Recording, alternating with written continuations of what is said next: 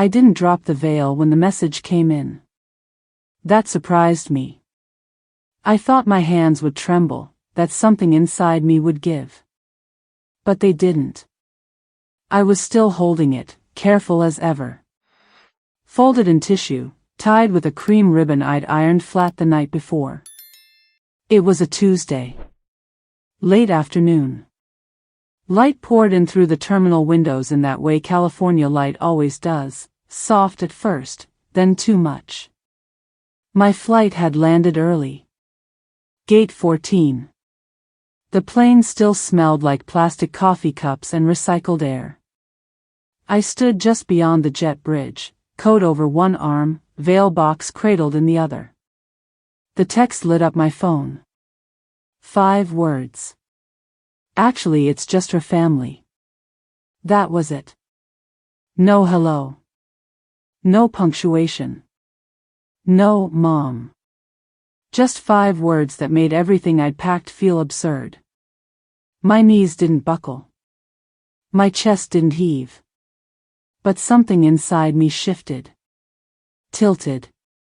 Around me, the world continued like nothing had happened.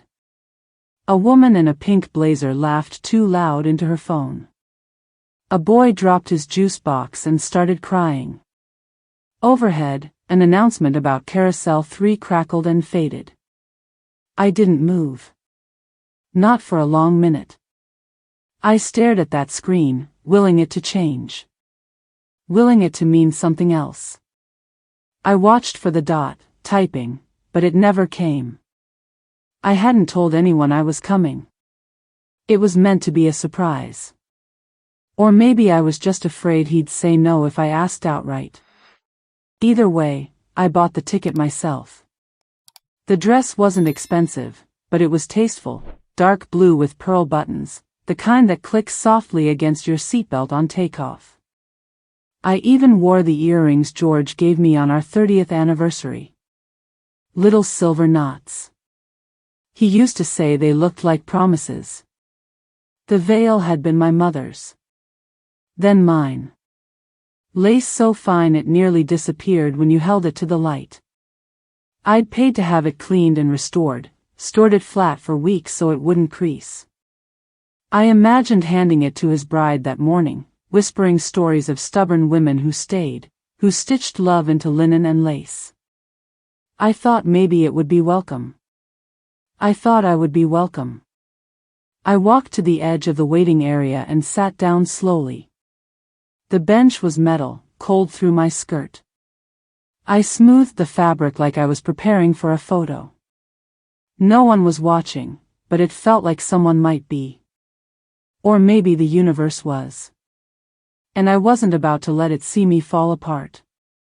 I didn't cry. I wanted to. My chest felt full of water and pins, something sharp and sloshing. But I didn't cry. I just sat there, veil in my lap, coat still neatly folded, and tried to make sense of what 5 words could do to a person. People say things like this come gradually. That estrangement is slow, a process. That you feel it building. But this? This was a door slammed shut after I had already stepped through. I was here. In his city. At his wedding. Or, so I thought. And in 5 words, I became nobody. There was no return flight booked yet. I hadn't thought I'd need one so soon. I'd planned to stay through the weekend. Help with cleanup, maybe hold a few coats, take a picture with the newlyweds. Smile quietly in the corner like mothers do. Instead, I opened the Uber app. Typed in the name of the hotel I picked for its quiet reviews and reasonable breakfast. The driver didn't speak, and I was grateful. I wasn't sure my voice would come out steady if I tried. I stared out the window at palm trees and bright signs. Everything too cheerful for what had just happened. In my lap, the veil box sat silent. So carefully packed. So completely unnecessary. I checked the message again. Still just 5 words. No follow-up. No apology. I thought, maybe he sent it in a rush.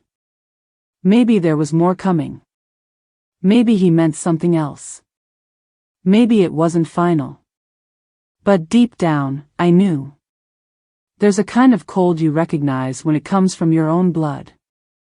When we reached the hotel, I handed the driver a tip. More than I normally would. Guilt, maybe, or habit. I carried my bag in myself. The lobby smelled like lemon cleaner and old air filters. Not unpleasant. Just sterile. Check-in took 2 minutes. I smiled at the clerk. I even thanked her. Then I took the elevator alone. The kind with mirrored walls and too bright lighting.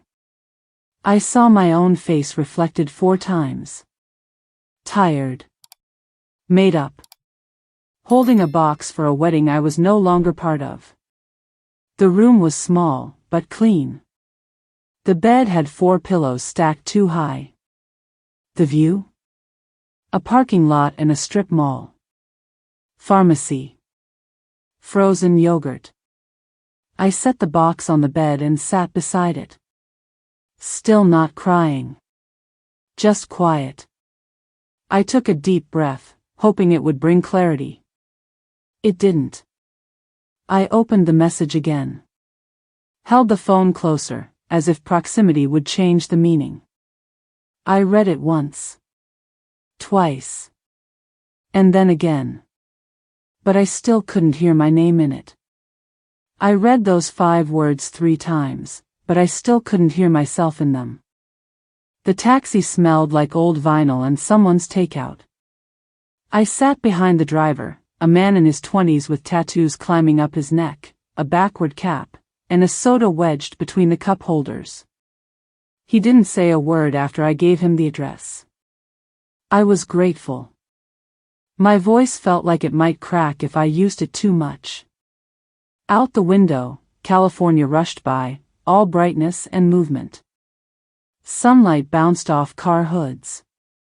Palm trees flicked past in a blur. The kind of sky that always looks happy in photographs. Too blue. Too clean. It didn't match how I felt. Inside me was overcast. My hands were still clenched in my lap. I hadn't even realized it. The skin on my knuckles looked whiter than I remembered. I was gripping the ribbon of the veil box like it might float away if I let go. He asked me, just once, at a stoplight. Here for the wedding? I answered without hesitation. I even smiled, I think. Not anymore. That was all. He didn't ask another question. When we pulled up to the hotel, I paused for a second before getting out. There was a couple kissing on the curb near the entrance. Her heels were too high for that sidewalk, and she kept wobbling. He laughed and steadied her. She wore something soft pink.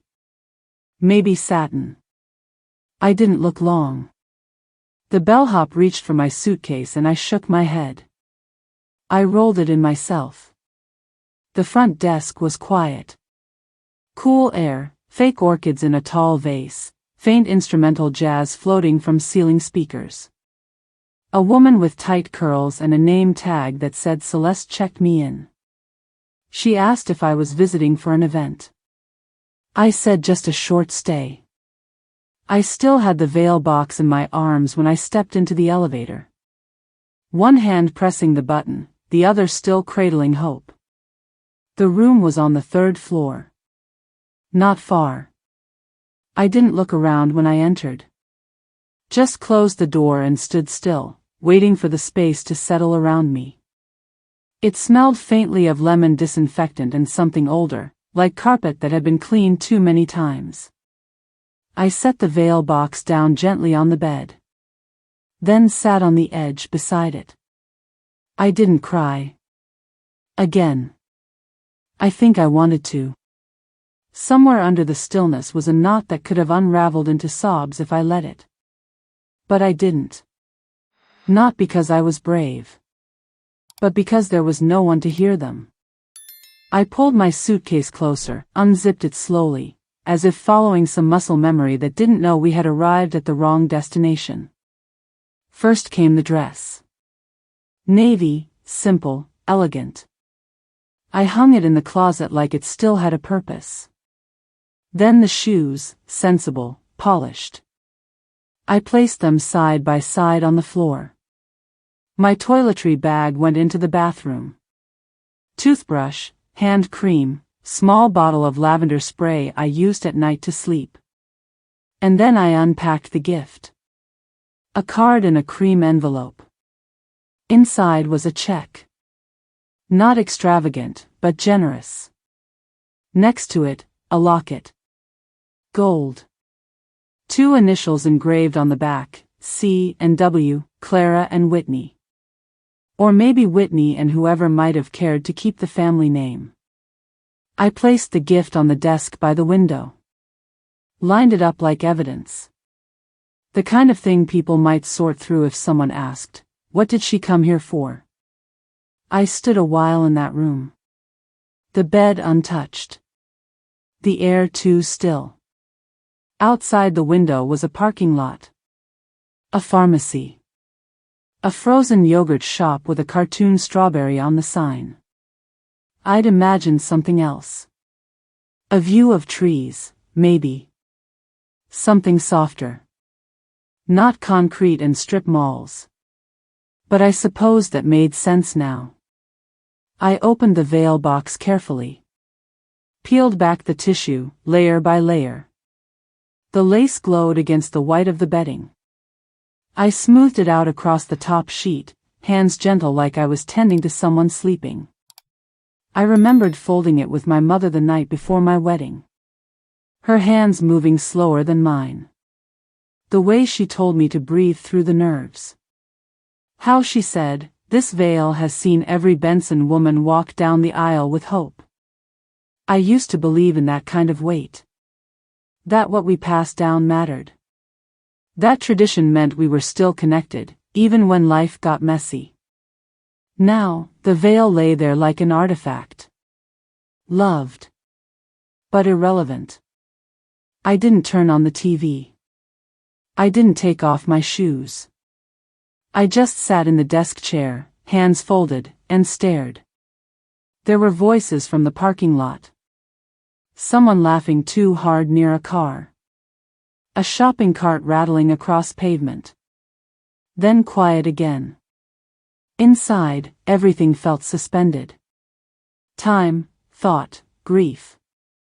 I imagined him, James, somewhere in this same city, maybe minutes away. Laughing with his in-laws. Telling a story.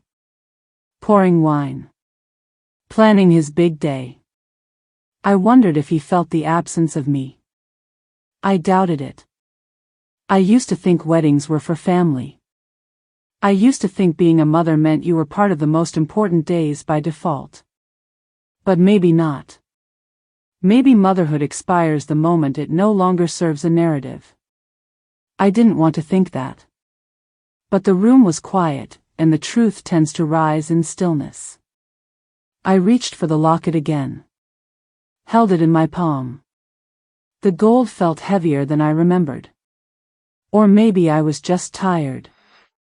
I traced the initials with my thumb. I hadn't even wrapped it. Not yet. Some part of me had waited. Just in case he wanted to hand it to her himself. Just in case there was a toast, or a quiet moment where he said, "This is from my mom." But there would be no toast. No moment. No mention. I set the locket down. Adjusted the ribbon on the box beside it. Smoothed the corner of the tissue paper peeking from under the veil. Then I stood up. Walked to the window. Watched a man step out of his car and light a cigarette while checking his watch. The sun was beginning to lower. The air shifting cooler. I pressed my hand against the glass. and placed the wedding gift on the desk like evidence of a love story that never got written. I laid the wedding gift on the table like evidence of a love that never got the chance to become real. I used to think I'd be there. Not in the spotlight. Not making a speech or walking down any aisle. Just quietly, behind him. Straightening a tie. Offering an extra tissue. Smiling at a moment no one else would notice. The kind of mother who blends into the day, but anchors it all the same. I didn't dream of grandeur. Just presence. Just a seat somewhere behind the first row. A chance to see him say yes to something beautiful. A moment where he might look over and think, she's here. She came. She always comes. Now, I sat in a hotel room he didn't know I'd paid for. With a suitcase full of things no one asked me to bring. And a silence that had grown too large to ignore. I reached for my cup of tea. Lukewarm now. Steeped too long in one of those paper cups that always taste faintly like the cardboard sleeve around it. I sipped anyway. The light outside had shifted. Sunset creeping in at a slant, catching the dust on the windowsill. The blinds were slightly crooked. One slat tilted just enough to let in a streak of orange that landed on the bed like a finger pointing to everything I hadn't said. I let myself drift. Not into sleep. But memory. James had the softest hands when he was little. Always warm. Always reaching. He used to curl them around my wrist in the grocery store, his eyes scanning the shelves like everything might disappear if he let go. When he had the flu at 6, he slept curled into my side on the living room couch. His forehead was hot, but his fingers stayed tucked in mine all night. I remember whispering things to keep him calm. Things I don't remember now. The way mothers do. Sentences said only once, meant for that hour alone. And when he was 9, he built me a card out of popsicle sticks and glue. It said, "Best Mom Forever," in crooked marker. The E was backwards. I kept it. Somewhere in the drawer beneath the cutlery at home. I slide it aside every time I reach for the wine opener. It still smells like Elmer's glue if you hold it close enough. I thought those years would last longer. I thought memories like that were bricks. That you built something permanent with them. Turns out, they crumble faster than you'd expect. All it takes is time. And silence. And someone else whispering new things in his ear. The woman he's marrying, I've never met her. Not properly. A few photos. A holiday card once with her name printed in cursive under his. James and Ella. I smiled politely when it arrived. Pinned it to the fridge with a magnet shaped like a rooster. She looked lovely. Glossy hair. Clean lines. That kind of smile that always seems filtered. She comes from a different world, I suppose. Her parents own a winery or a consultancy firm. Something that sounds important. Something that makes people say, "Ah," with raised eyebrows. They live on the coast. Where you can wear sandals in December and everyone has a skin care routine. I live in Minnesota. I know how to scrape ice off a windshield in under 2 minutes. I still keep a second pair of gloves in my car, just in case. Maybe that's all it was. A difference in temperature. Or maybe I just reminded him of where he came from. The way things used to be. Potlucks. Cardigans. School plays in drafty auditoriums. The kind of love that doesn't photograph well. I walked to the closet and touched the hem of the navy dress I brought. Still hanging, still untouched. I'd bought it because it reminded me of something my mother wore once, with a brooch at the collar and a soft swing to the skirt. It didn't scream, "wedding guest." It whispered, I showed up. I wondered if I'd wear it anyway. Just to dinner. Just to remind myself I'd once imagined being welcome. I didn't reach for it. Instead, I stood by the bed and looked at the veil again. 3 generations of women had worn it. My mother, Ruth. Tiny waist, big eyes, nervous hands. Married in 49, still believed in letters and thank you notes. She'd sewn her initials into the hem. So had I. I remember the day I added mine. August 1972. Hands shaking, thread too long, but the letters stayed. And now? There would be no more initials. At least, not from me. I folded it slowly. Layer by layer. The tissue paper made a sound like leaves underfoot. Soft. Dry. Final. My fingers hesitated over the ribbon. I retied it anyway. I sat back down. It wasn't rage I felt. It wasn't even heartbreak anymore. It was something quieter. Like standing in a house that's still full of furniture but no longer feels like home. Every object familiar. Every corner remembered. But the warmth gone. The smell different. And the silence? That silence had a weight. It sat with me at the window as I watched cars pull in and out of the parking lot. People carrying takeout bags. A man walking a terrier who barked at every leaf that moved. The world spun as usual. People ordered dinner. Checked into rooms. Fluffed pillows. They didn't know a mother was sitting 2 stories up, holding the remnants of what she thought was her place in a day meant for family. I stared at the locket again. Tiny. Beautiful. Pointless. I used to think you couldn't erase a mother. But maybe I was wrong. My son erased me with a text. I kept him with every dish I ever washed. I woke up before the sun did. Not because I'd slept well.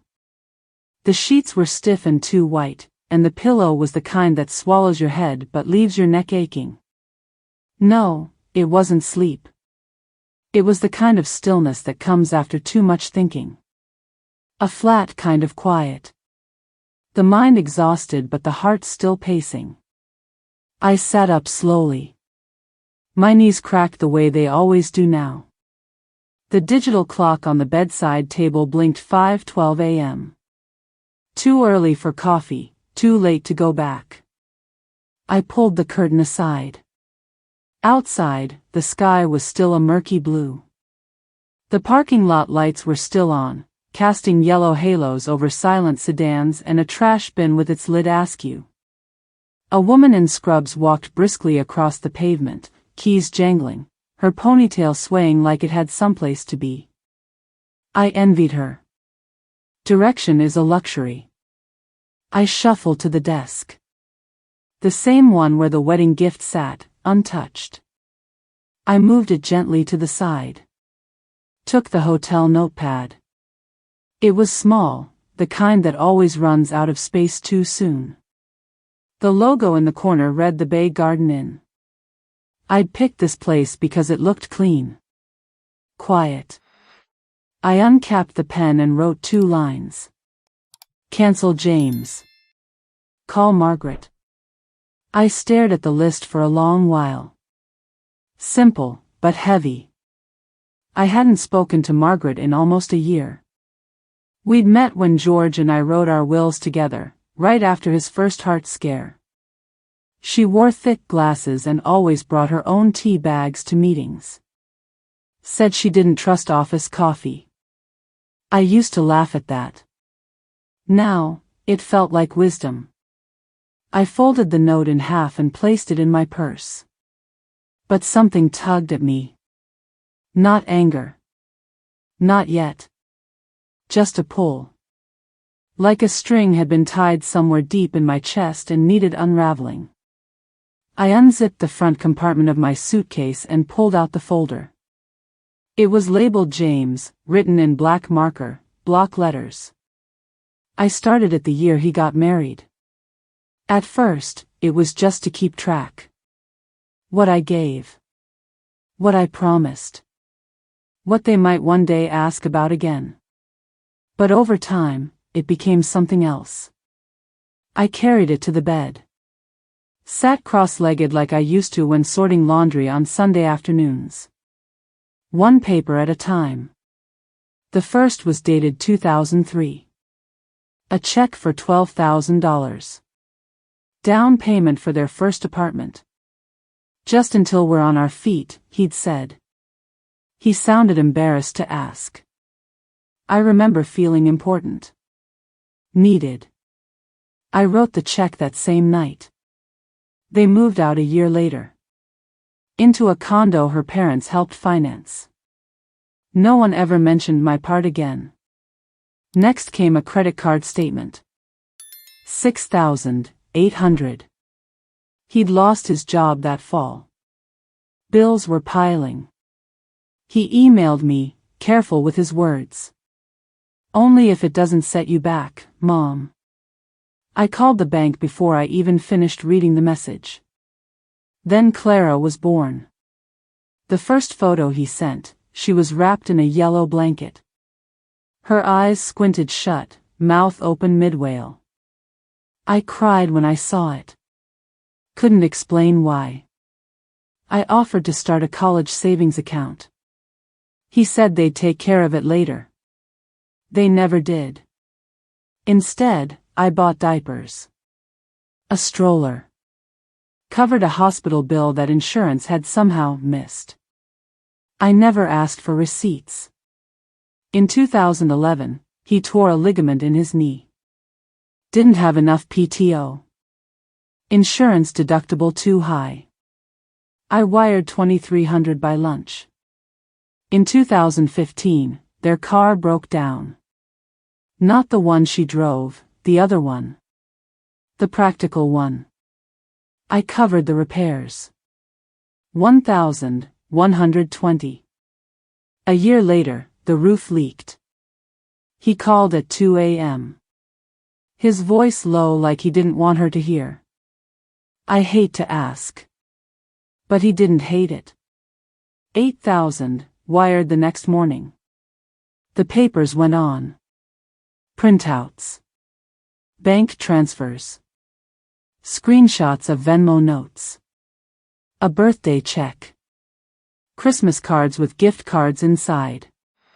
I kept them all. Not to shame him. To remind myself I hadn't imagined the giving. In total, $57,000.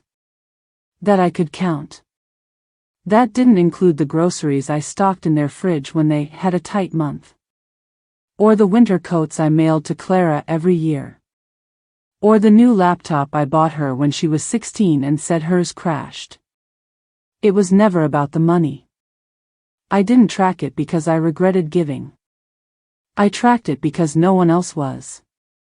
I placed each page back into the folder. Straightened the edges. Ran my hand over the cover. There were no thank you cards inside. Not one. Not even a sticky note. I stood up, stretched my arms, and caught my reflection in the mirror above the dresser. Hair flattened on one side. Blouse wrinkled. A woman in transition. Not grieving. Not healed. Just awake. I turned back to the desk. Reread my note. Cancel James. Call Margaret. Yes. It was time. Not for revenge. For clarity. I didn't keep those receipts because I missed the money. I kept them to prove I hadn't imagined the silence. The coffee in the hotel lobby was terrible. Too bitter. Burned. But I drank it anyway, sitting alone on a pale green armchair that creaked every time I shifted. A fake plant stood beside me, its leaves glossy and dustless, too perfect to be real. It was early. Around 7. The kind of morning where light pours in sideways, gold and cool. I had slept maybe 3 hours. Still in my blouse from the day before. Still upright, as if my body didn't trust the bed. The world was already in motion. A family loaded luggage into a van out front. The dad barked directions. The mom carried juice boxes and a stuffed panda. A teenager yawned like the day offended her. I watched them through the window. Sipped coffee that tasted like old pennies. And wrote a list. 2 lines. Cancel James. Call Margaret.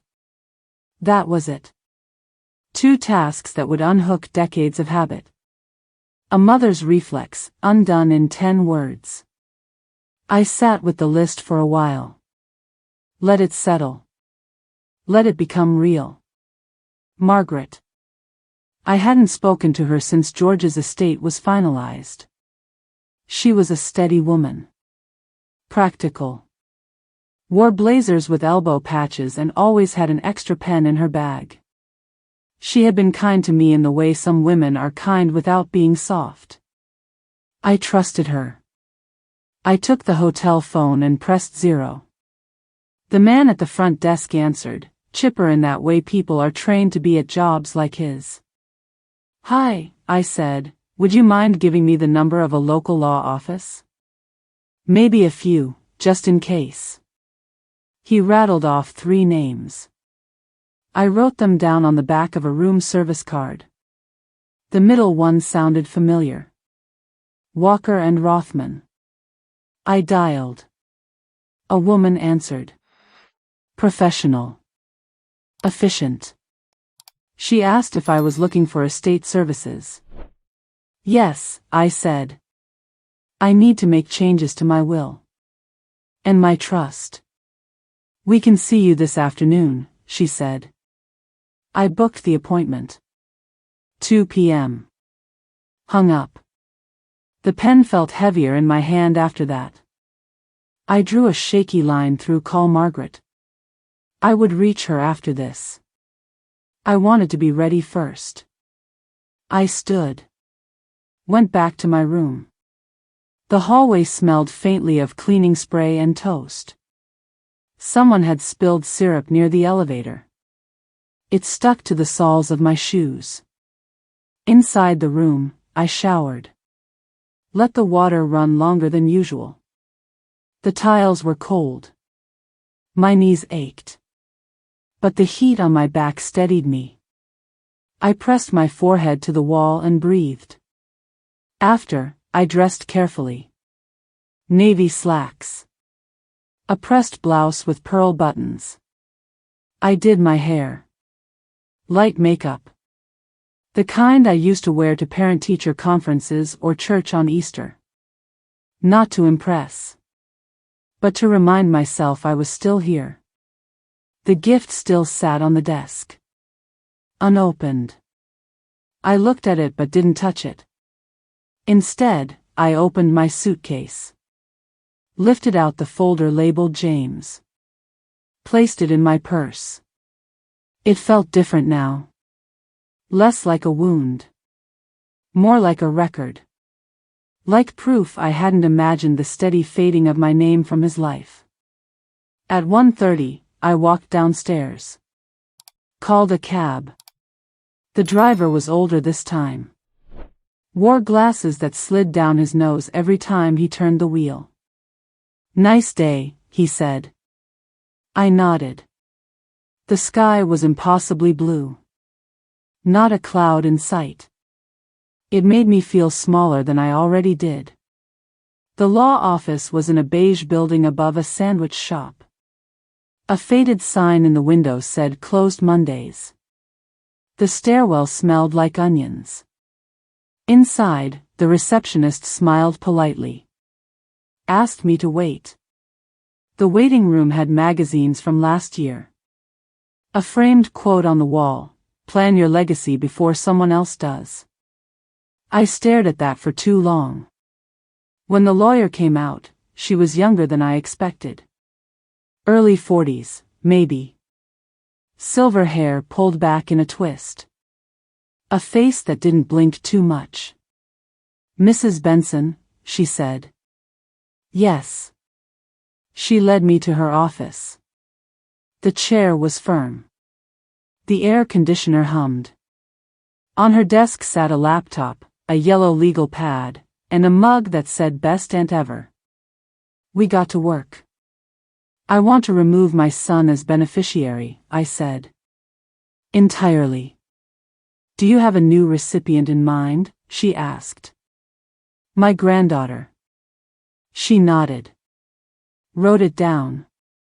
And I want to update the trust. No access until she turns 25. Unless it's for school, a home, or medical." "Very reasonable," she said. "She's kind. But she's young. I don't want to drown her in generosity." We reviewed documents. Printed new pages. I initialed here. Signed there. Each pen stroke felt like closing a door I had once left open, just in case. When it was done, she asked, "Would you like to notify your son?" "No." She paused. "I'll just mark it complete." I gathered my purse. Outside, the sun hadn't shifted at all. The same unforgiving light. But something inside me had. A click. A small one. Not triumphant. Not bitter. Just necessary. If I no longer had a place at the table, then I had no reason to keep paying for the wine. And had a calmness that made you want to sit straighter in your chair. Her office was small, tucked above a real estate agency that had plastic ferns in the windows and flyers for open houses with smiling families on every lawn. The stairwell creaked on the third step, and the carpet had that flattened pattern from years of heels and decisions. She opened the door herself. No receptionist. No music. Just the soft hum of a ceiling fan and a scent of old paper and lemon cleaner. "Mrs. Benson," she said, holding out her hand. "Rita," I corrected, shaking hers. Her grip was firm, steady, the way women who don't waste time tend to be. "Come in. Would you like some water?" I nodded. She poured it from a pitcher into a thick glass that clinked when she set it down. She didn't ask about the weather. Or why I looked like I hadn't slept. She just waited. "I'd like to update my will," I said. She nodded once. "And the trust. Do you have the original documents?" she asked. "I do." I pulled the folder from my purse. The same one I'd packed before the trip, half on instinct. I set it on her desk, hands steady now. She opened it carefully, flipping through the pages without rushing. "I want to remove my son," I said. "Completely. As beneficiary. Executor. Everything." She looked up, one eyebrow slightly raised. Not judging. Just noting. "May I ask why?" "Because I've spent 20 years pretending he sees me," I said. "And I'm tired of pretending." She didn't write that down. But I saw something shift behind her eyes. "Do you have a new beneficiary?" "My granddaughter. Nora Benson. She's 18. Just started college. Pre-law, ironically." And smiled softly at that. Good head on her shoulders. Better than I had at her age. She's kind. Curious. Never once made me feel like I'm in the way. And she knows about this? Not yet. But she will. And leaned forward, hands folded. "Would you like to add specific terms to the trust?" "Yes. She gets access to funds for school, housing, medical. Nothing else until she's 25. Very reasonable, and said, and I believed her. She doesn't ask for things.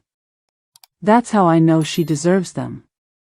The room was quiet except for the fan above and the occasional sound of Anne's pen moving across legal paper.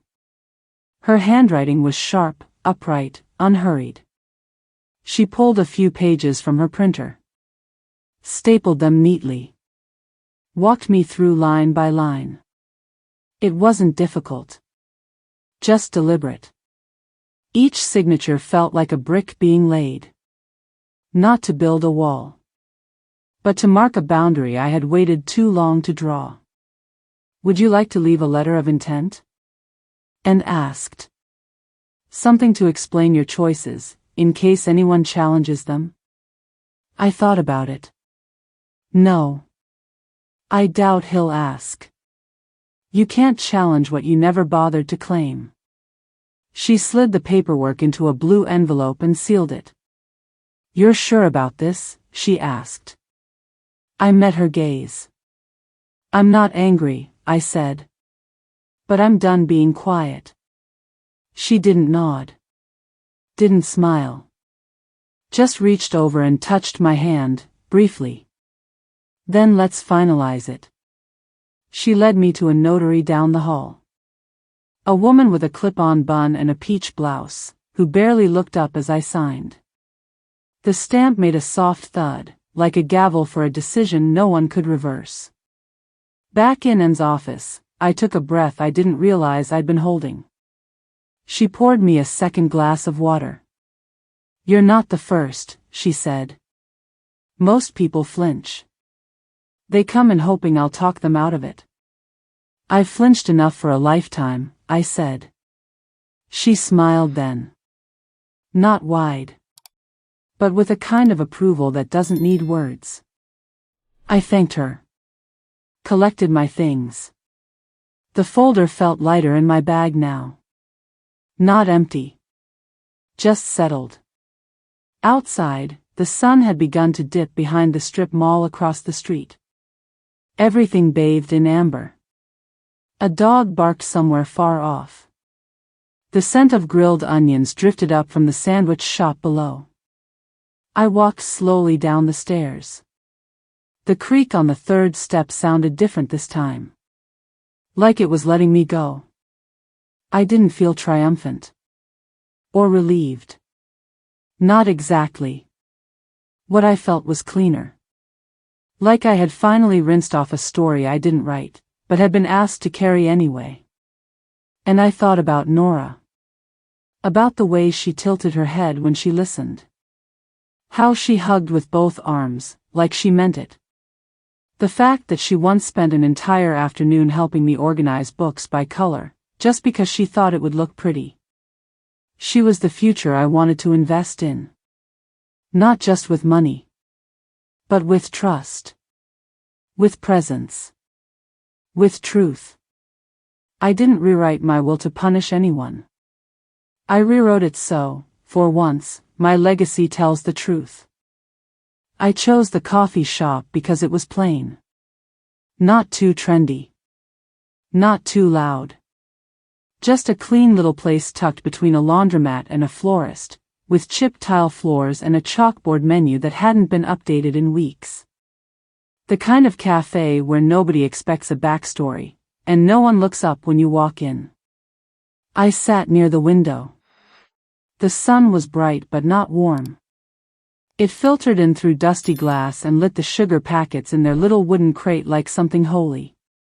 My hands rested on a paper napkin, folded into neat thirds. I wasn't shaking, but I wasn't still either. Nora arrived right on time. She spotted me immediately, lifted her hand in that small, open-palmed wave that always feels more honest than words. She wore a white sweatshirt, soft from too many washes, and jeans with ink on one thigh. Her hair was half pulled back, a pencil stuck through the bun like she'd been studying. Or sketching. "Hi, Grandma," she said, leaning in to hug me. I closed my eyes for just a second when her arms went around me. She smelled like vanilla shampoo and something herbal. Maybe mint. Maybe youth. We ordered. I let her go first. Turkey sandwich, she said. And a peach iced tea. I asked for the same. It was easier. We sat across from each other at a small table. The wood was worn smooth, but I could feel a nick near my elbow. I tapped it softly, rhythmically, to keep my breath even. She looked at me. Really looked.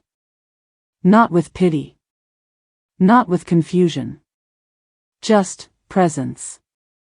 I know why you're here, she said quietly. My heart stopped for half a beat. Do you? She nodded.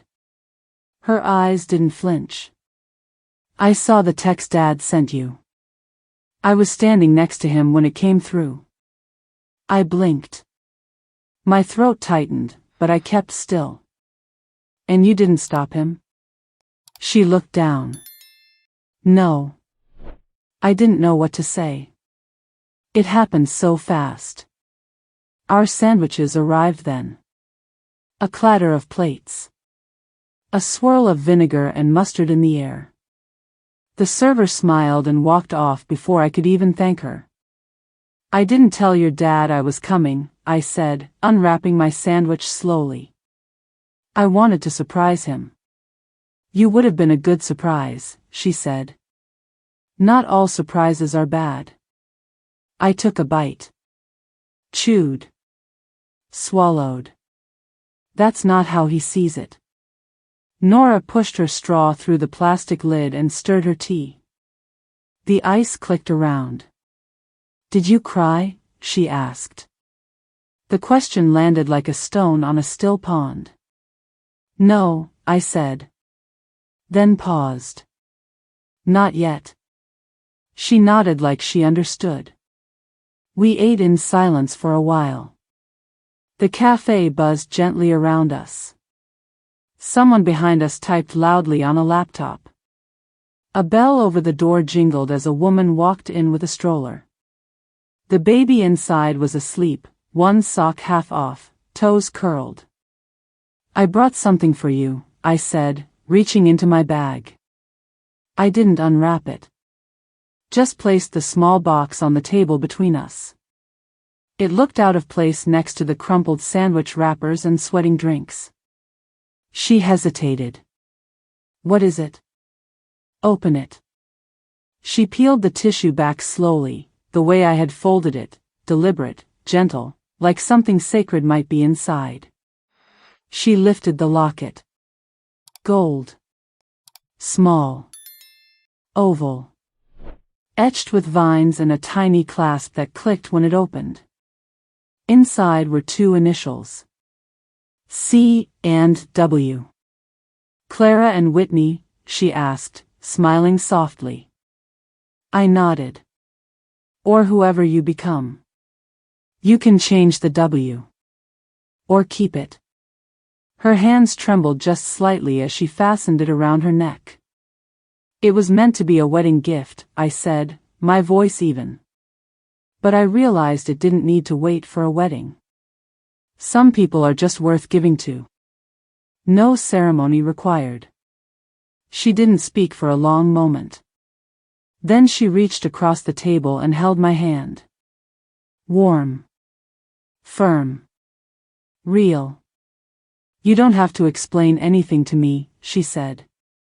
I saw how he changed. I saw how quiet you got. I swallowed hard. I just didn't want you to think I disappeared because I stopped caring. I stopped being invited. That's different. Nora nodded again. I know. And I'm sorry. For all the spaces you weren't allowed to be in. I looked at her, really looked. This girl who once sat on my lap with chocolate fingers and a toothless grin. Now a woman, sitting across from me, steadying me in a way I didn't expect. I'm not giving you this to prove anything, I said. I know. I'm not asking you to take sides. You don't have to. I smiled, and this time, it reached my eyes. She tucked the locket under her sweatshirt. Do you want to come with me to the bookstore later? She asked, like we hadn't just rearranged the scaffolding of our relationship in 20 minutes. I'd like that. We stood. She cleared our plates. I stood a moment longer, just to look at her from a small distance. Her shoulders, her steps, the quiet confidence that didn't come from anything I gave, but something she found on her own. And yet, some part of me felt claimed again. Not as mother, but as person. Witnessed. She didn't ask for anything. And because of that, she now had everything. The hotel room was colder than I remembered. Maybe the thermostat reset while I was out. Maybe it was me. I kept my coat on even after the door clicked shut behind me. Hung the do not disturb sign without thinking. Slid the deadbolt into place with a sound that felt louder than it should have. It was just after 8, but the hallway outside was already silent. The kind of silence that doesn't invite questions. Just lets you exist in it. I didn't turn on the lights. I didn't need them. The glow from the parking lot outside bled through the sheer curtain. It cast a soft yellow blur across the floor, stretching to the foot of the bed. I could see the outline of everything. The edge of the desk. The arm of the chair. The square of the veil box, untouched since the morning before. I took off my shoes. Sat on the edge of the bed. My feet barely touched the floor. I thought I'd be tired after today. After the cafe with Nora.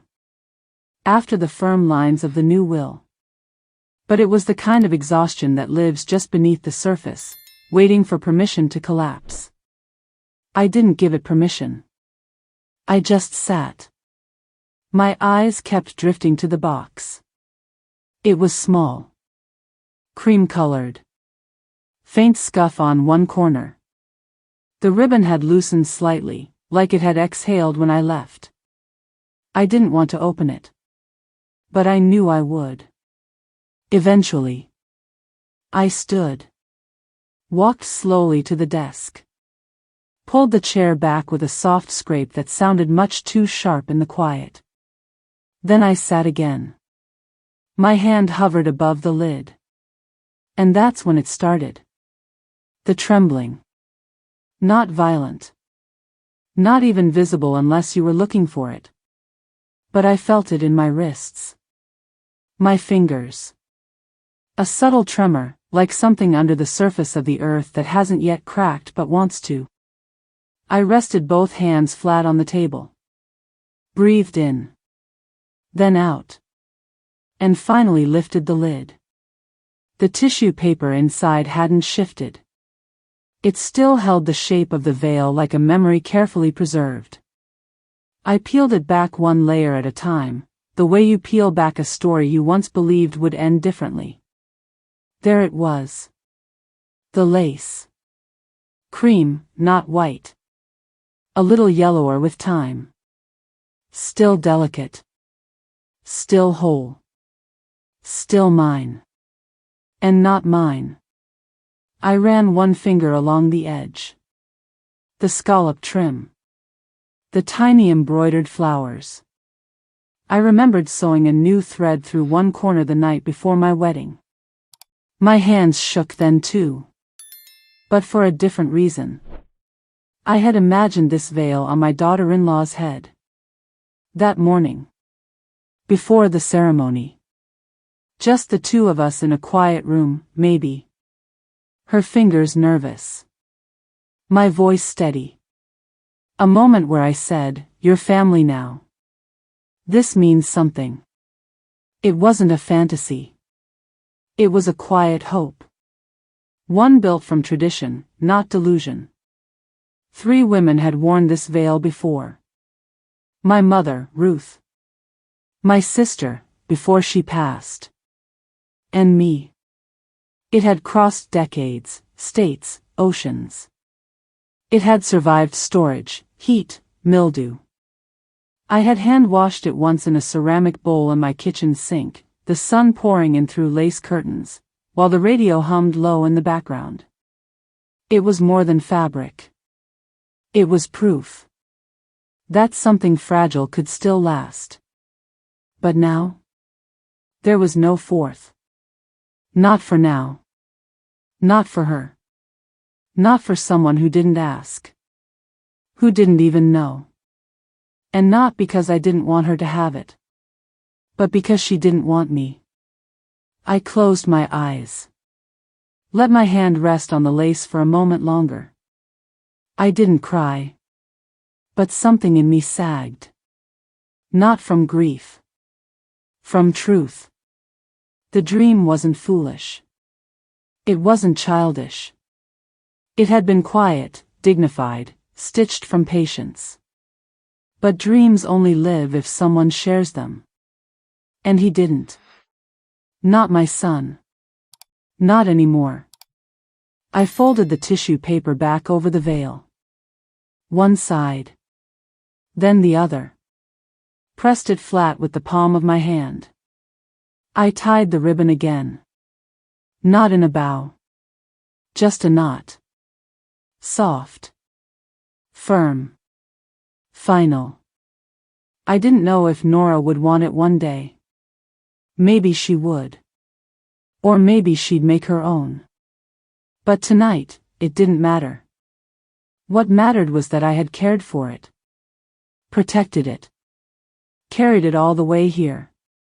Offered it, even silently. And now, I was laying it to rest. Not out of bitterness. But clarity. Some legacies aren't passed down. Some are preserved until the right hands are ready to carry them. I placed the box back in my suitcase. Zipped it shut. And sat on the bed in the dark. Still. Breathing. Present. I wrapped the veil again, not because I'd stopped hoping, but because I was done waiting for someone else to want to open it. The bench was hard. Wooden slats warmed by the morning sun, polished down in the middle from years of people waiting. 4 buses. 4 dates. 4 news. I wasn't waiting. Not really. I already knew how the story would go. The ceremony was scheduled for 10. Outdoor venue. Simple and elegant, according to the glossy invitation I never received. But I saw photos on Nora's phone. White roses. A canopy of eucalyptus. Rows of chairs arranged in perfect symmetry. I arrived at 9:40. Wore the navy dress, pressed and patient. Hair pulled back into a low bun. No lipstick. Just enough powder to hide the sleeplessness. A small purse by my side, the kind you keep close to the body. Inside, the veil box. Wrapped and quiet. Tucked beneath a handkerchief and a pack of mints. I sat on the bench across the street. Not close enough to hear. Just enough to see. The venue was a private garden, fenced by hedges and a wrought iron gate. On the other side, white chairs glowed in neat rows, dotted with people fanning themselves with programs. No one noticed me. I watched the guests arrive in pairs. Women in floral dresses and block heels. Men in linen suits and sunglasses. A child skipped across the sidewalk and nearly dropped a bouquet of petals before her mother caught her wrist. There was laughter. Chatter. The buzz of something beginning. My hand stayed still in my lap. I wasn't bitter. That surprised me. I thought I'd feel anger. Jealousy. The sharp sting of being erased. But instead, I felt something quieter. Like watching a house you used to live in be repainted. Different color. Same bones. But not yours anymore. At 9:58, a black sedan pulled up to the curb. James stepped out first. He looked beautiful. I let myself think that, even from across the street. Tailored suit. Shoes polished. Hair swept back just enough. He adjusted his cufflinks and gave a small laugh to someone behind him. Then she stepped out. The bride. Ella. I'd only seen her in pictures. But in person, she had that same glow. The kind people assume is love, but often is just confidence. Or youth. Or winning. Her dress was sleek. No veil. That landed in my chest like a quiet punch. She didn't know. Or didn't want it. Either way, it stayed zipped inside my bag.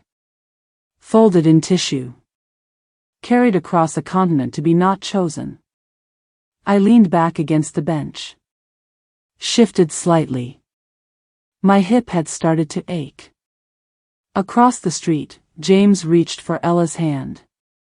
He didn't look around. Didn't scan the sidewalk. Didn't search the rows of faces for mine. I don't know if I expected him to. Maybe I did. Maybe some child part of me hoped for a glance. A flicker of recognition. A pause. There was none. He smiled. They walked toward the arch of flowers, side by side, greeted by soft applause. I watched the ceremony unfold like a scene behind glass. The officiant raised a hand. The crowd hushed. Their vows were said in voices too faint for me to hear. But their faces were clear. Hers flushed. His steady. Someone wept in the second row. Probably her mother. James reached up and brushed a piece of hair from Ella's cheek. It was tender. Sincere. Real. And none of it belonged to me. A breeze picked up. Carried the scent of roses and grass and something citrusy, maybe someone's perfume, across the street to where I sat, invisible and whole. I thought about standing. Walking away. But my feet stayed rooted. Not in defiance. Not in grief. In observation. I didn't want to ruin the day. Not his. But I needed to see it. All of it. Not to say goodbye to James. But to the version of me who thought I still had a place in his new beginning. They kissed. Everyone clapped. The music started, a gentle swell of strings and joy. And the newlyweds walked back up the aisle, hand in hand, toward a life I was no longer written into. He didn't look toward the street. Not once. And in that moment, I realized something heavy and oddly peaceful. He hadn't erased me today. He'd done it long ago. I just hadn't let myself see it until now. The ceremony ended. Guests filtered out, laughing. Hugging. Lifting phones to capture the kind of candid joy people frame above fireplaces. I stood slowly. Picked up my bag. Crossed one arm over my chest and held it there, pressing lightly, like I used to when James had a fever as a boy.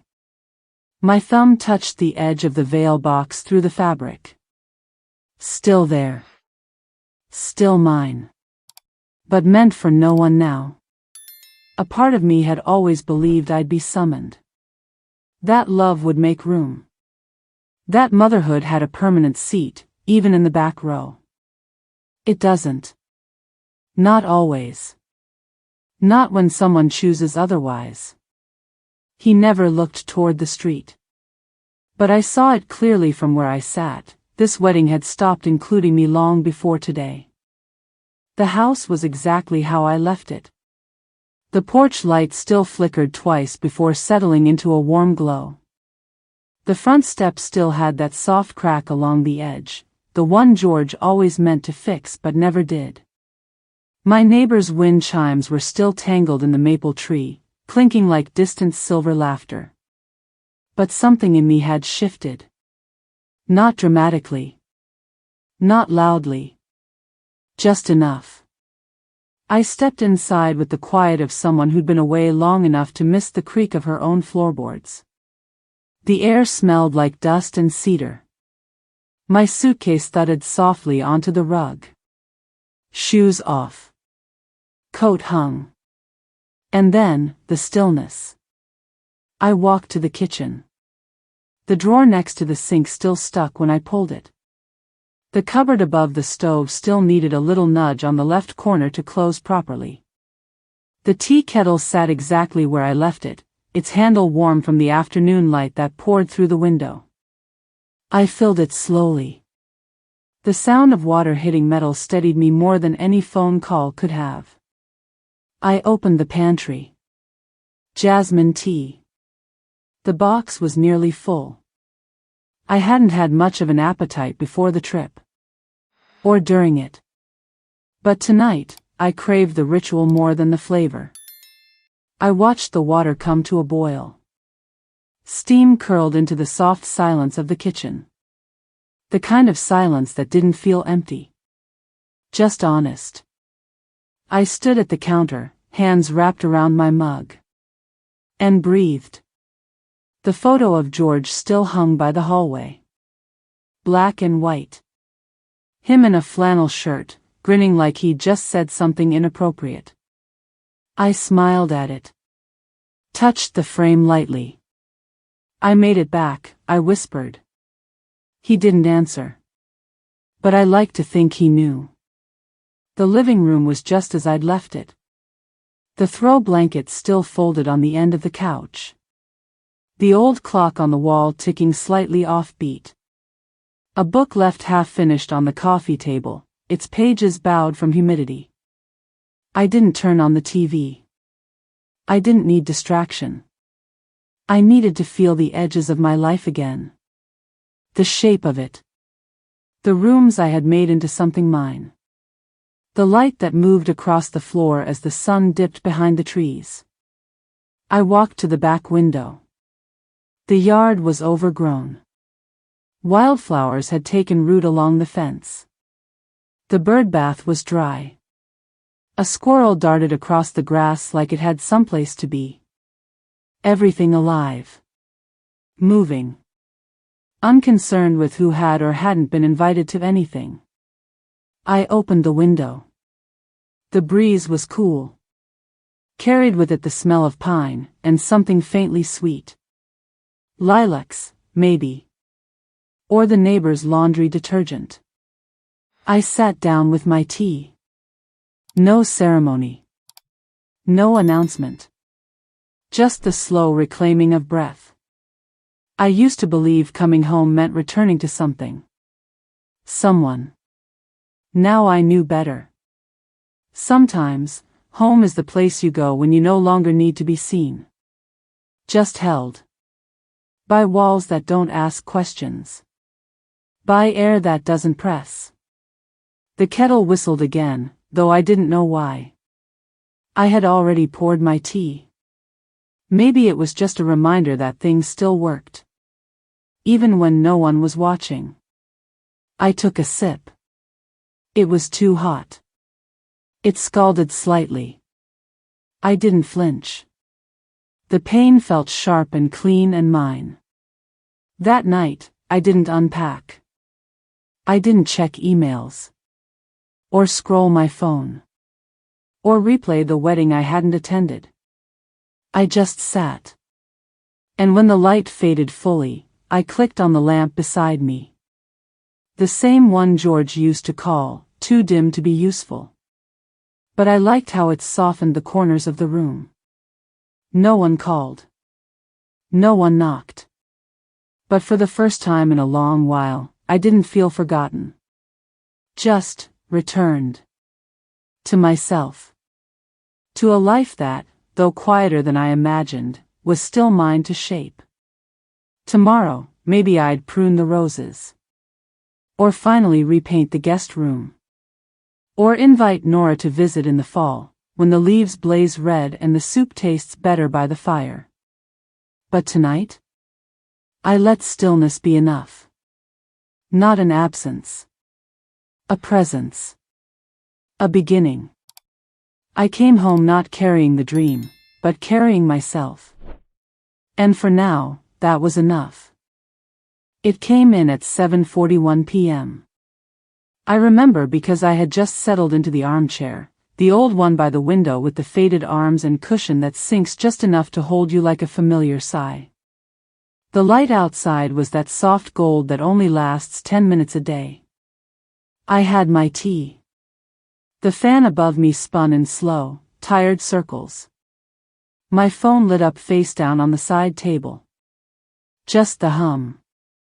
No ring. I didn't jump to check it. I let it sit for a moment. Then flipped it over. James. I stared at the name. My thumb hovered. I tapped. One sentence. Hope you're okay. That was it. No name. No punctuation. No warmth. Not even a question. Just 5 words. Vague. Safe. Emotionally uncommitted. The kind of sentence you send when your wife is in the other room. When guilt flickers for a second but not long enough to cost anything. I read it once. Then again. And the third time, I didn't feel rage. I didn't feel heartbreak either. I felt clarity. Pure.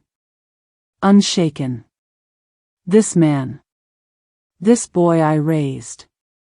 Who once clutched my finger in the NICU like it was the only thing tethering him to the world. Who cried into my sweater after his first breakup. Who used to hum when he brushed his teeth. Who held my hand at George's funeral without saying a word. This man had managed to say nothing now. Again. And I was done waiting for substance. I didn't need to reply. I didn't need an apology. What I needed, what I finally had, was the right to not carry him forward. Not like this. I put the phone down gently. Didn't even lock the screen. And stood. My knees cracked a little. The floor chilled my bare feet. I walked to the hall closet. Opened it. Second shelf, far back, in a plastic folder organizer. Labeled in black marker. James. I pulled it out. It felt heavier than I remembered. Back in the living room, I set it on the coffee table. Opened it. The receipts. Bank transfers. Birthday card photocopies. Notes I'd made to myself to remember things he never asked me to remember. I flipped through them slowly. Page after page of effort. Proof of love offered. Sometimes asked for. Often unacknowledged. And that's when it hit me. This folder didn't just hold paper. It held the story I kept trying to write for him. For us. A version where my effort mattered. Where presence equaled permanence. Where a mother's devotion translated automatically into adult reciprocity. It was a fiction. A kind one. But still fiction. I stood again.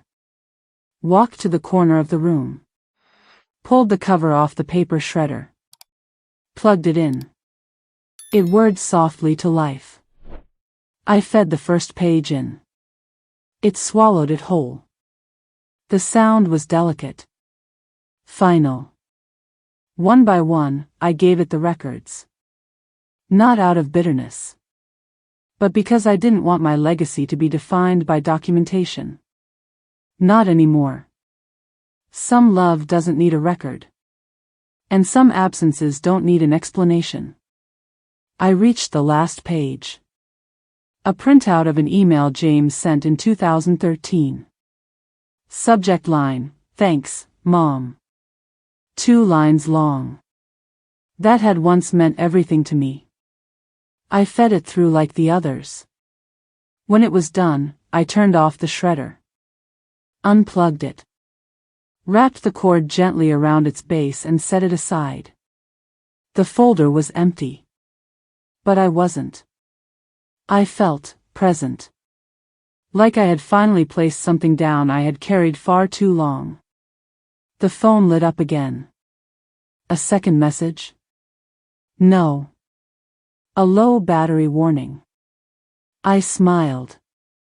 Set it face down again. And for the first time in 20 years, I did something decisive, not out of emotion, not to send a message, but because I owed it to myself. For the first time in 20 years, I acted with finality, and didn't wait for someone else to say it was okay. It's been 3 months. The lilacs are in full bloom. They come early this year, bold and overconfident, their purple heads tipping over the garden fence like they want to peek into someone else's life. The bees love them. So do the squirrels, though they mostly cause trouble. I water them every morning, same time, same rhythm. The hose still leaks at the nozzle. I use my thumb to guide the stream, watch it fan out into a soft arc across the soil. Some days, I hum. Some days, I don't. But always, I feel my breath slow. Like my body has finally decided it's safe to exhale. The sun hits the porch around 9:15. I bring my book out by then. Same chair. Same cushion. The blue one with the faded stitching. Today I'm reading a memoir I bought secondhand. The pages smell faintly of smoke and lemon. Someone wrote notes in the margins. Neat, lowercase handwriting. I like that.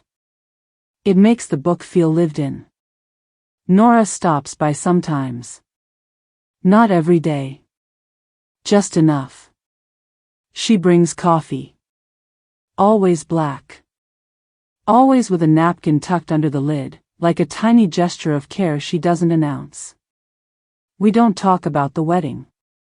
Not anymore. She asks about my tomatoes. About the squirrels. About the story I'm writing, even though I'm not really writing anything. Not yet. Sometimes we just sit. No fixing. No needing. Just being. It's enough. The phone still rings. Just not from him. I don't wait for it to. James hasn't called. And I haven't crumbled. That surprises people. Even me, a little. But what they don't understand is that peace doesn't always arrive through conversation. Sometimes it arrives in silence. In the absence of reaching. In the presence of your own breath in your own chest. I used to think closure was something someone had to give you. Like a key. Like permission. But it's not. It's the moment you stop asking questions that don't deserve answers. It's the decision to stop bleeding just because someone else refused to bandage. It's sunlight on your face and warm soil under your fingernails and no one watching but the lilacs and a bird too busy building her nest to care. That's closure. If you want to call it that. I don't. I call it living. This morning I made oatmeal with cinnamon and apple slices. Sat on the steps with the bowl in my lap and ate slowly, watching steam curl into the air like a soft hallelujah. Later, I'll sweep the porch. Maybe vacuum the rugs. Or not.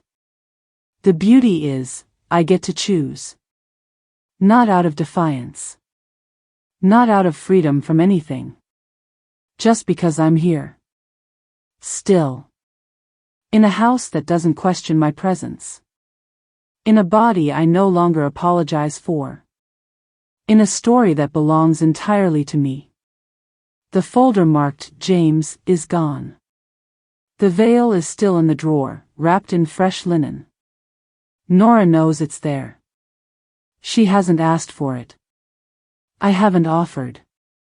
There's no rush. Legacies, if they're real, can wait. She did bring me a new mug last week. It says kindness is an act of strength. It holds more tea than my old one. And somehow, that feels symbolic. This isn't a redemption arc. It's not revenge. It's not triumph. It's just the slow, beautiful unfolding of a life no longer tethered to being chosen. It's planting things and watching them grow. It's waking up without panic. It's smiling for no reason. And meaning it. I don't check the mail hoping for a card. I don't scroll through old photos to prove I was there. I know I was.